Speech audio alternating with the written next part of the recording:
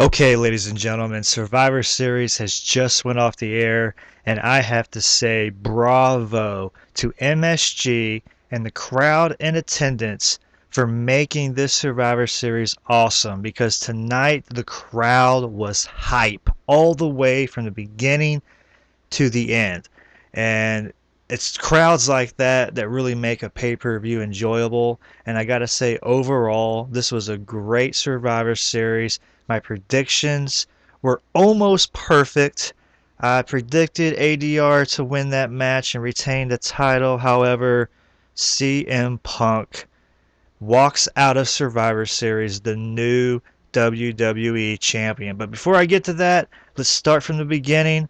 And the first match of the night was the U.S. title match. John Morrison taking on Dolph Ziggler.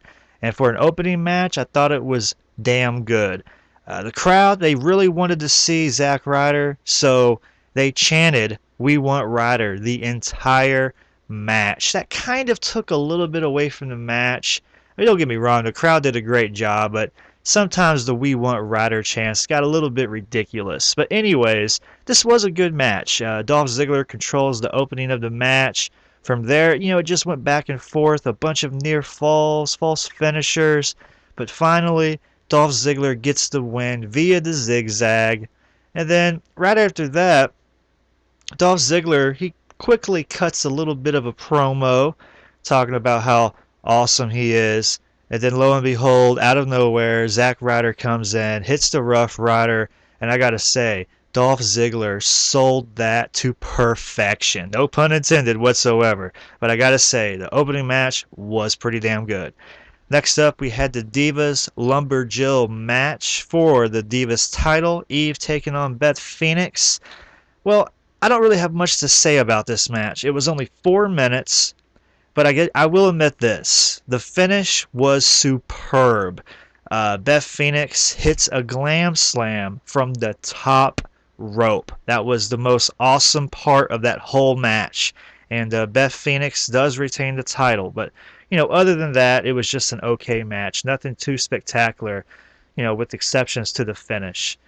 Thirdly, we have the traditional 5-on-5 Survivor Series match. Team Barrett taking on Team Orton. And this got a great amount of time, 22 minutes. I thought it was a great overall Survivor Series style match. Let's talk about who got eliminated and how it happened. Well, the very first person to get eliminated, was Dolph Ziggler. He did have double duty tonight. He wrestled in the U.S. title match and successfully defended his championship. And then he walks into the 5-on-5 Survivor Series match and ends up being the first one eliminated by Randy Orton. And he was eliminated within the first minute of the match, but it's all good because Dolph Ziggler's still badass. Second, though, Sin Cara gets eliminated. And actually, the referee eliminates Sin Cara because both Sin Cara and Kofi Kingston were doing dives over the top rope to hit their opponents on the outside, and somehow Sin Cara gets tangled up on the top rope and hurts either his knee or maybe his ankle. I'm not sure, but they pulled a flag on Sin Cara, and he ended up being the second person eliminated from this match. The third person eliminated was Mason Ryan. Cody Rhodes hit the crossroads, hit it like a champ, and Mason Ryan got pinned on that. The fourth guy to get eliminated was Kofi Kingston. Wade Barrett hit Wasteland and eliminated him. And then Sheamus got DQ'd. He just wouldn't answer the ref's 5 count. He wouldn't stop, you know what I mean, and he got DQ'd.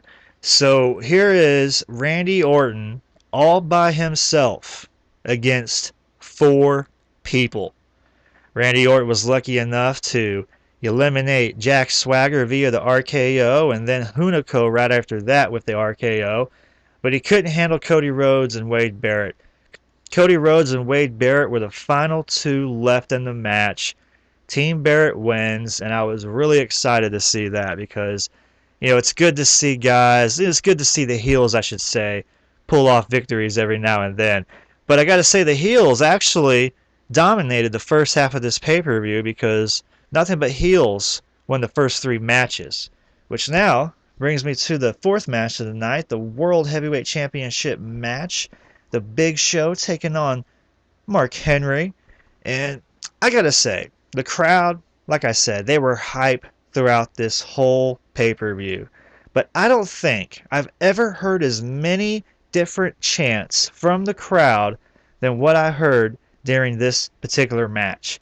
I must have heard at least 8 different chants. They were chanting for Mark Henry. They were chanting for the Big Show.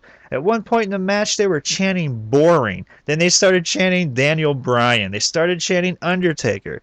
Then all of a sudden, they started chanting holy shit after Mark Henry speared the Big Show through the barricade, which was a pretty cool move. And then the Big Show hits a super kick, and the crowd starts chanting HBK. And then the Big Show climbs to the top of the rope, which took him quite a bit to do because it looked like he was a tad bit nervous because it took him forever just to mount the top rope. But once he did, he hit a Macho Man style elbow drop from the top rope. That's right, the Big Show hits a flying elbow drop from the top rope. And then the crowd starts chanting Randy Savage. And I gotta say, you know, the match itself, it looked like the Big Show and Mark Henry were actually trying to have a legit style match. They were doing arm drags. They were doing takedowns. They were just doing normal things that, you know, you would see in a regular match between two average-sized people.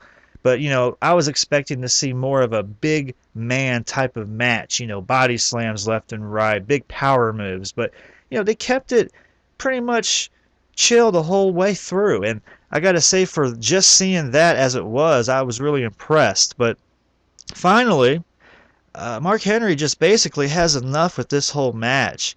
And he just hits him with the low blow, and the ref has no choice but to DQ Mark Henry. And the Big Show does get the win, which I did predict that Big Show would get the win. And I also thought that he would win the championship.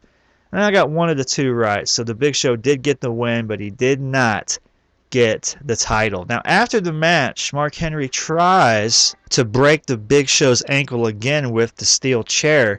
And as he comes off the top rope, the Big Show is able to move out of the way.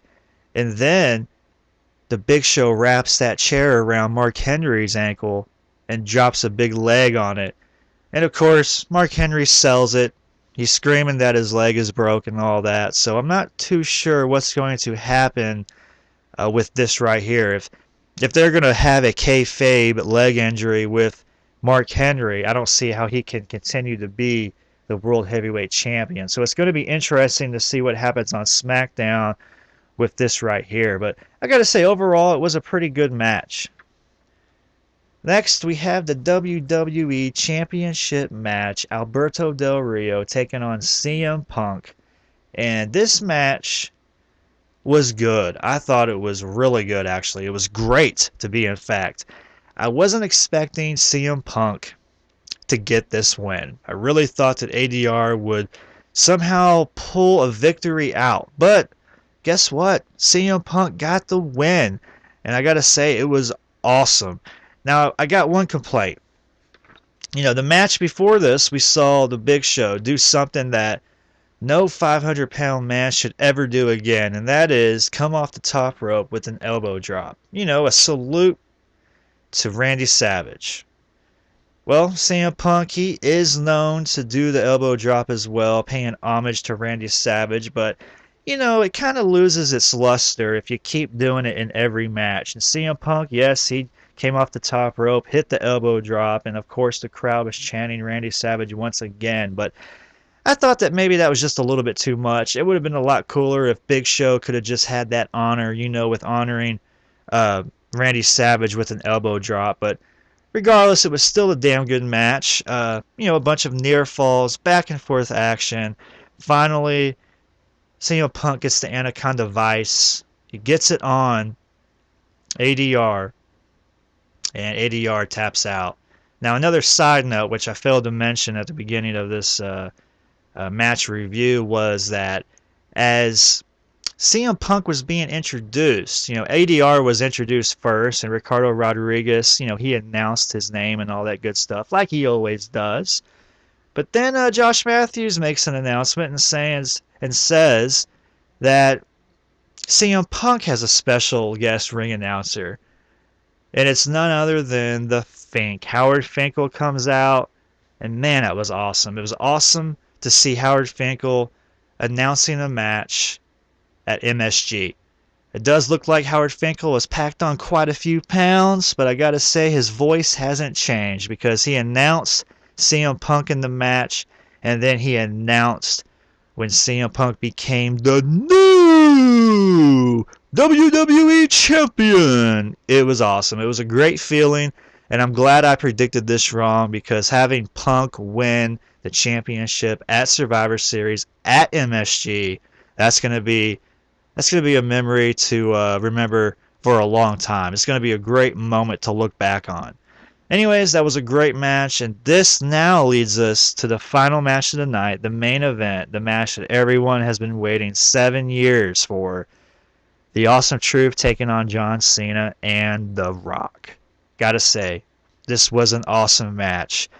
The Rock and The Miz start off in this match. I wasn't expecting The Rock to start the match. I kind of thought that maybe they would have milked that a little bit, made him come in at the end, but he started the match right off the bat, and he did exactly what The Rock does. There was no ring rust whatsoever. He looked phenomenal. Everything was clicking.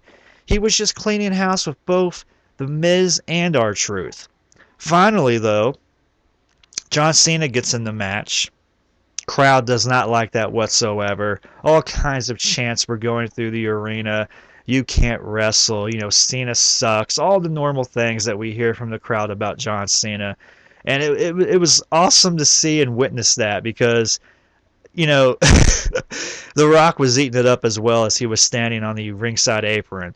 And pretty much John Cena got his ass whipped in this match. The Miz and R-Truth, they controlled the match every time that Cena was in it. Sure, Cena got a little bit in there at the beginning when he first got into the match, but Miz and R-Truth quickly reversed all that, and they were really putting a hurting on John Cena.